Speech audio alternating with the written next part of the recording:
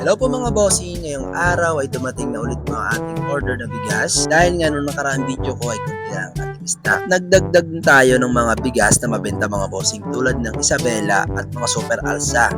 At may mga bago din tayong mga bigas mga bossing. Mga bagong bigas na magugustuhan nyo syempre. At yun, nag-hi sa video natin ang ating isang bossing. At yung ating isa niyang bossing ay patuloy pa rin nagsasalansa ng bigas dahil siya ang naka-assign sa pagpapatas ng bigas. Dahil maaga pa nga, nagtimpla tayo ng kape mga bossing para sa kanila. At hindi mawawala siyempre yung kape ko. Kape is life. At may nabili nga pala tayo mga bossing na suman na magandang i-partner sa kapeng mainit. At pagkatapos nila magkape mga bossing, tuloy na ulit sila sa pagpapatas ng bigas. At ito nga pala mga bossing ang driver nila. Yan si Tatay Nestor na napakagwapo. Shoutout sa'yo Tatay Nestor. At yun, tuloy nga ulit sa pagpapatas ang ating mga sipag na bossing yan. At yung mga bossing, natapos na yung pagsasalansa ng bigas sa ating pwesto. Yung mga bossing, natapos na yung pagpasok ng bigas sa ating pwesto.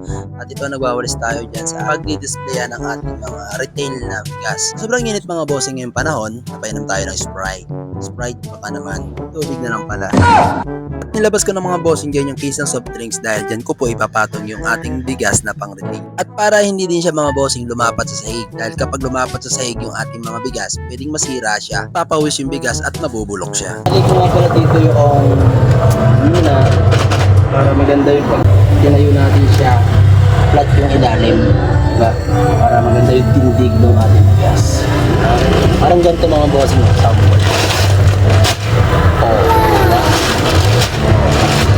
Yan. Pag hindi mo kasi tinalian siya mga bossing yung sako, pag tinalian yung sako, hindi siya tatayo ng maayos.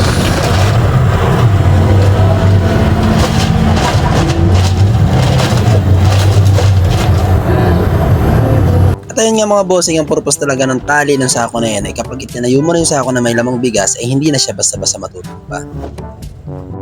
Ayun mga bossing, mamaya na lang. Pag natapos ko ito, papakita ko sa inyo yung magiging output ng ating display.